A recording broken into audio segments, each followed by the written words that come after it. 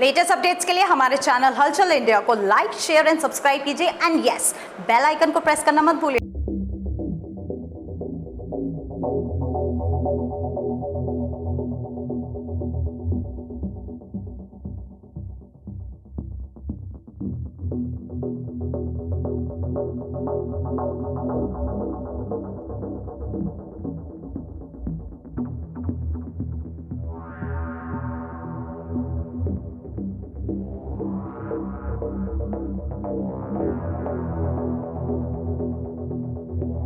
सड़कों पर हमेशा देखा जाता है कि वाहनों की भीड़ होती है, रोडवेज बसें चलती हैं, प्राइवेट बस, ऑटो चलते हैं जिनकी वजह से जाम लग जाता है। मगर आज सड़कों पर गाड़ियां नहीं दिख रही हैं और आज दिख रही है तो केवल और केवल लोगों की भीड़ और लोगों के हाथ में बैग हैं, मगर उनको आज कहीं भी सवारी नहीं मिल रही है।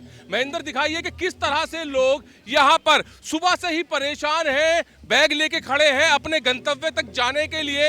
इनको कोई भी व्हीकल नहीं मिल रहा है, कोई सवारी नहीं मिल रही है और यही एक वजह क्या है सवारी ना मिलने की, इनको इनके गंतव्य तक पहुंचने के लिए सवारी ना मिलने की वजह है हिट एंड रन।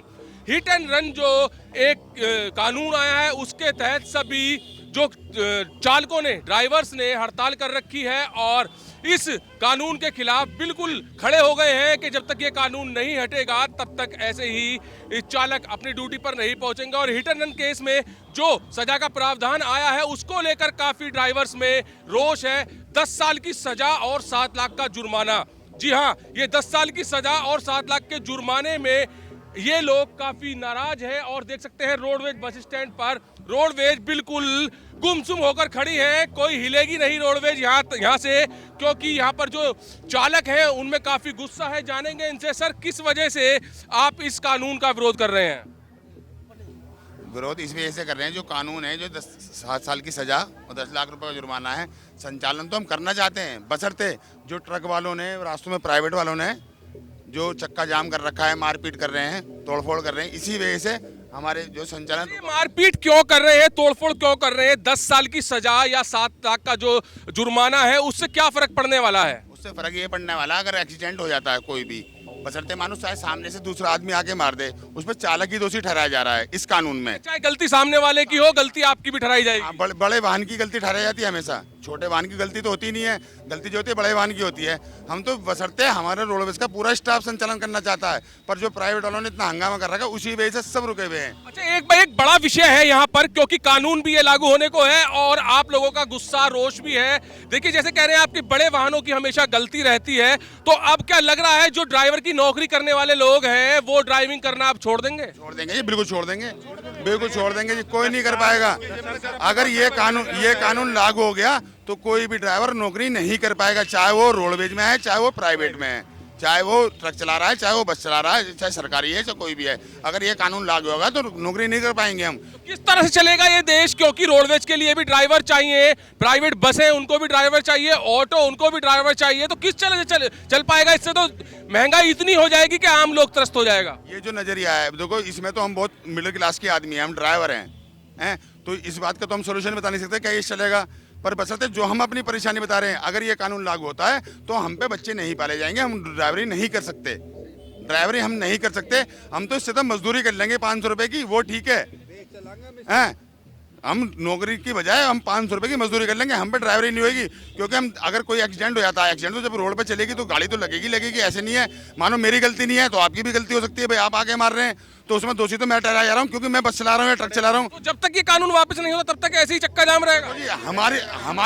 हमारी तरफ से तो चक्का जाम का कोई निर्देश नहीं था, बशर्ते जो प्राइवेट यूनियन में करा जा रहा है, रास्ते में तोड़-फोड़ कर रहे हैं, इसी वजह से हमने रोडवेज रोकी हुई है। इसका विरोध नहीं है इसमें? क्या जी, इसमें सुनो, विरोध तो हमारा भी है क्योंकि हम भी ड्राइवर हैं, पर बशर्ते जो हमारा ऊपर से। सर सुबह गाड़ी निकल गई और जैसे यहाँ पहुंची गुरुद्वारे पे आगे हापुड़ में चौराहे पे, तो वहाँ पे प्राइवेट वालों ने और गाड़ी वालों ने बहुत वहाँ तोड़ फोड़ करने की, मारपीट करने की सोची, लेकिन इसलिए और गाड़ी कोई निकली नहीं और वो गाड़ी वापसी डिपो में खड़ी होगी।